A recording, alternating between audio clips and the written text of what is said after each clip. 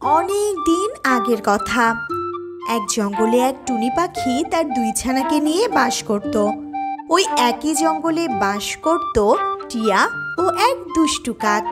ওই জঙ্গলের রাজা ছিল ঈগল মহারাজ। এভাবেই জঙ্গলের পাখিরা বেশ সুখেই দিন কাটাচ্ছিল। টুনি ও অন্যান্য পাখিরা নানা ফল চাষ করেই তাদের সংসার চালাতো। টুনি ছিল গরিব পাখি, আর তাই টুনি তার বাগানে সস্তা পেঁপের চাষ করত।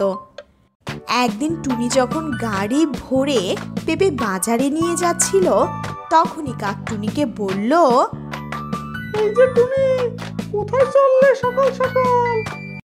আর বলো না কাক ভাই, কোথায় আর যাব বলো, এই যে পেঁপেগুলো নিয়ে বাজারে যাচ্ছি। দেখি এগুলো বেচে কয় টাকা পাই। টুনির কথায় কাক হাসতে হাসতে বলল, হা হা হা, আমরা কোথায় আপেল কমলা চাষ করেও হিমশিম খাচ্ছি, সেখানে এই সস্তার পেঁপে তুমি আর কতই বা বেচতে পারবে? এই দিয়ে সংসার চলবে তো? এভাবে বলো না কাক ভাই, তবুও তো বিধাতা আমাকে পেঁপে চাষ করার সামর্থ্য দিয়েছে। তাতে যা আসে আমার বেশ ভালোই কেটে যায়। একবার ভাবো তো, যদি আমার এই সুযোগটাও না থাকতো, তাহলে আমি কিভাবে সংসার চালাতাম? হয়েছে হয়েছে, তোমাকে আর জ্ঞান দিতে হবে না, রাস্তাটা ফাঁকা করো। দেখি আমিও তো আমার আপেলের গাড়ি বাজারে নেবো, তাই না? কাক যখন টুনিকে এই কথা বলছিল, তখনই সেখানে এক টিয়া পাখি এসে বলল, দয়া করো আমাকে। গতকাল রাত থেকে আমার আর আমার ছানাদের পেটে একটা দানাও পড়েনি। দয়া করে আমাকে কিছু খেতে দাও। টিয়ার মুখে এ কথা শুনে কাক রেগে গিয়ে বলল, দূর হ বলছি, সকাল সকাল অলক্ষণে মুখটা না দেখলে হয় না বুঝি? এগুলো কি ফল জানিস? আপেল। কোনোদিন নাম শুনেছিস যে খাবি? ছোট পাখি কথাকার, সর সর আমার রাস্তা থেকে। এভাবে বলছো কেন কাক ভাই?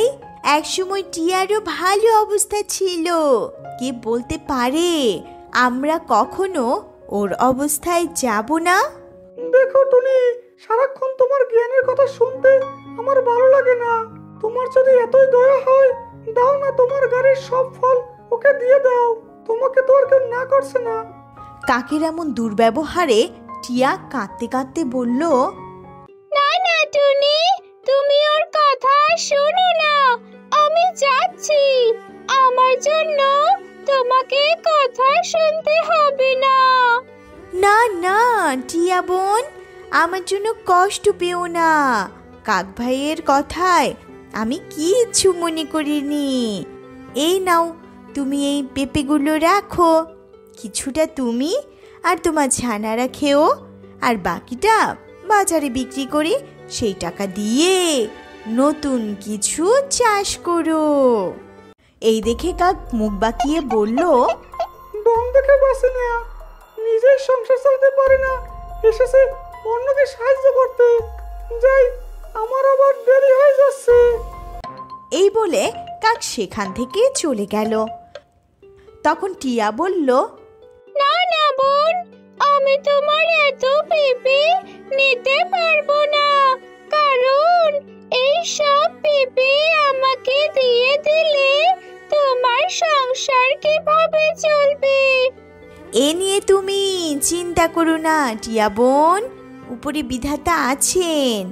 আমি কাউকে সাহায্য করলে স্বয়ং বিধাতা আমাকে সাহায্য করবে।